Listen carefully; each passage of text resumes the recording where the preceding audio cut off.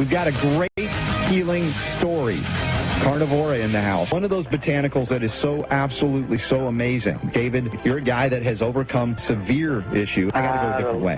The light bulb went on, and I started to research. I found out it saved Ronald Reagan's life. Yeah, it's a wonderful thing that is bringing me back, and it's been almost 8 years now. How did you take it? Did you take the liquid? Did you take the capsules? I was going through the capsules like I couldn't get enough. It made me feel so much better. How soon after you began taking the capsules, you kind of felt this was going to be a good thing? 6 months, 8 months. I can only tell you one thing. The product works. And it not only works in one way, it works in a whole bunch of different ways because it gives me energy, it gives me vitality, it's giving me my health. Did you have tests to validate it? And if so, did you then have tests afterwards? The doctors gave you a clean bill. I am just a better way. Carnivora has built everything back into my body. It's taken a while, but you know what? It's back there, and I feel it. I can't say enough. George here. You heard it here first, folks. Many more to come. Call 1-866-836-8735. That's 1-866-836-8735. Or visit carnivora.com. That's carnivora.com. Call now.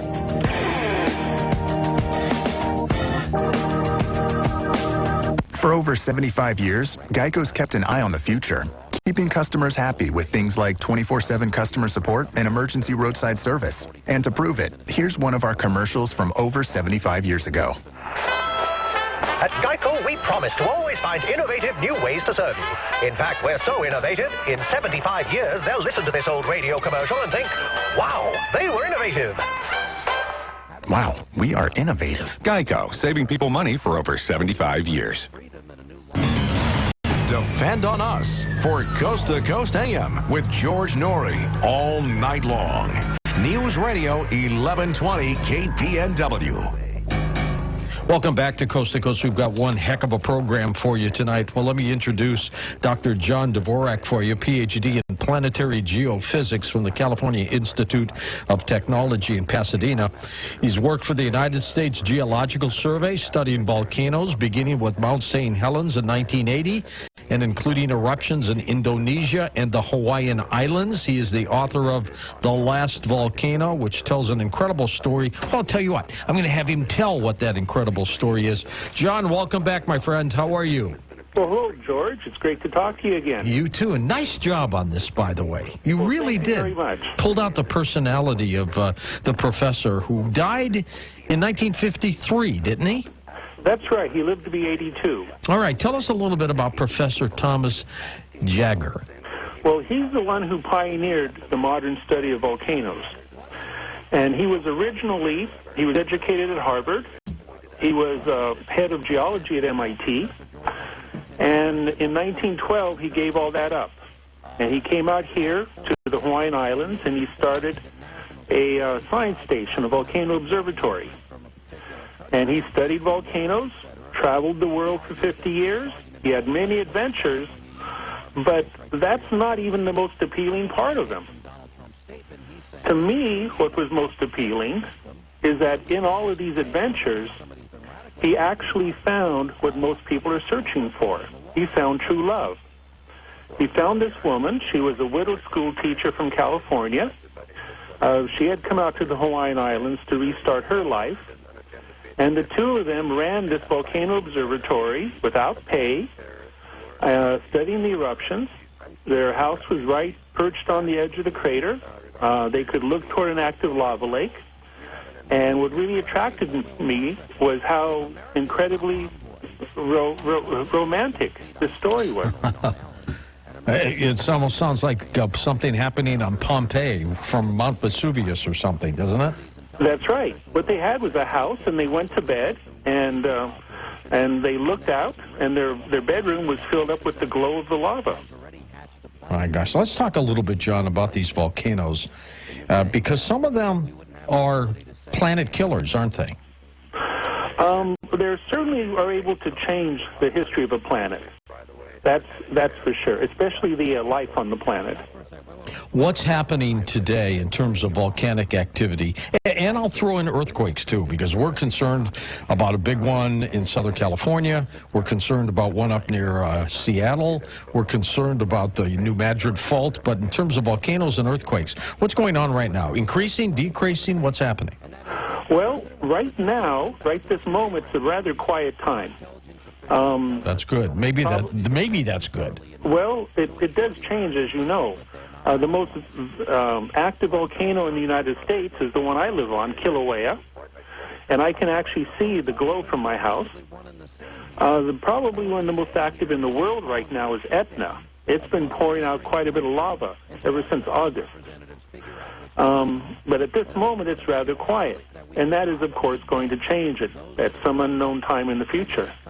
When volcanic activity, John, is quiet, does that mean the pressure is building up and then a big one is imminent? Well, we would have to look at a specific case. And, of course, one that people look at is in Wyoming, that wonderful park. The caldera. That's right, a caldera, an explosive one. It's able to cause some of the largest explosions ever known on the planet at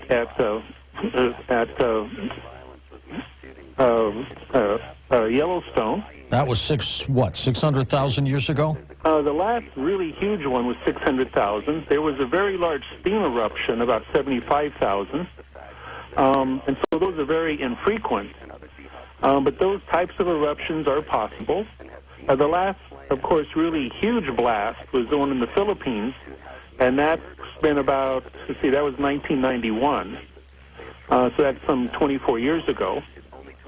A huge blast like Pinatubo will occur once or twice or three times a century. And, of course, there are many possibilities happening during the 21st century. Well, didn't Iceland have one, John, that really disrupted European air traffic? Yes. And I have to say I cannot pronounce the names of the Icelandic volcanoes.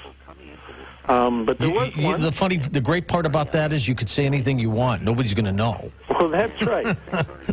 But they have very, very interesting names. This particular one threw a lot of ash in the air. And in today's world, if you throw a lot of stuff in the atmosphere, it will paralyze the air traffic. And that's what happened to Europe. Planes couldn't fly, and so that really had a big influence on the economy. So even if you don't live within sight of an active volcano, even if you've never stood on one, a vigorous eruption could have a big impact on your life. Well, and that's part of the problem, too, is when these volcanoes spew, and this ash, let's say, covers the sunlight for who knows how long, that could throw the planet into a huge ice age, a deep freeze, can it? It certainly can. There's the famous one of the eruption of Tambora, 1816. That's in Indonesia. And that threw so much ash and caused the cooling of the earth that was actually referred to as the year without a summer. The summer of 1817, in July, it snowed in Boston and New York and in parts of Virginia. In the summer? In the summertime, it snowed. My gosh. It also created quite a bit of a famine in Europe. It was part of the reason that people left New York and headed for the Midwest, hoping for better places to farm. And so, yes, it can cause quite a bit of havoc, and not just in a local area, but throughout the planet. And there's really not much you can do, is there, John? No. For a volcanic eruption, there really isn't a great deal that you can do. And you certainly can't even construct things. I mean, as we move over to earthquakes, there are ways of constructing buildings to withstand earthquake shaking. But that's not going to happen with the volcano. In your opinion, if we were to take a hit from a volcano or a big earthquake, which would you prefer? Well, that has many answers to it. A volcanic eruption is the most awesome thing which you can imagine. I've seen them. I've seen them up close, and it's the only time that I can say I was truly odd, and I went beyond being scared. It was such a magnificent sight of seeing this rock rise up out of the ground, a molten red rock, thousands and thousands of feet, and just the deafening roar. I mean, I was struck by it. Now, where you are, Kilauea, that volcano, that volcano has been spewing for how long now? Well, the current eruption started in January 1983. 83. And it has been slowly pouring out lava. 32 years. That's right. But the rate of lava production has not been very high compared to, let's say, Etna or the nearby wood of Mauna Loa. It's also been going for most of the time into the national park. Now, you might remember a year ago, it was heading toward one of the communities here. That's right. And there was certainly a great deal of concern and a lot of discussion and a great deal of response from Red Cross, the Civil Defense, and so forth as to the progress of the lava. And it came up. It did take one building, and it came within maybe 100 feet of a main highway, and then it stopped.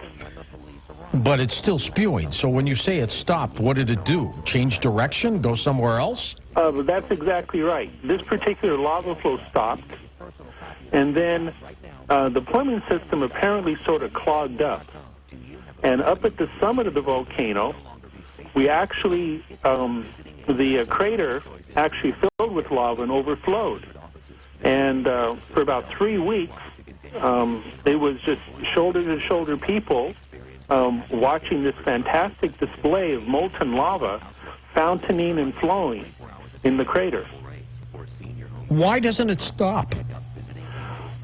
Well, it doesn't stop because, well, on the simple question is, this is all part of the Earth trying to cool down. The Earth is hot inside. Right.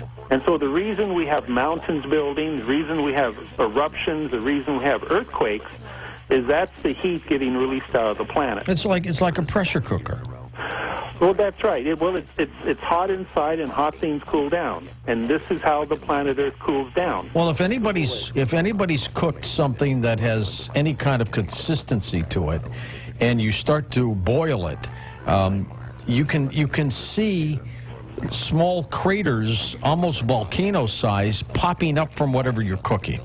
That's right. Same many thing. people make an analogy with things like oatmeal. That's right. And you watch oatmeal bubble and boil and burst, and little craters form, and sometimes even little mounds form. But now, what creates the explosion? Well, the explosions, and this is going back with our friend in my book, Professor Jagger. When he started 100 years ago, people didn't even know why volcanoes erupted or exploded. And he was one of those who answered the question, why? And that's because there's gas in the molten material itself, in the magma. And when it's inside the Earth, it's dissolved inside the liquid.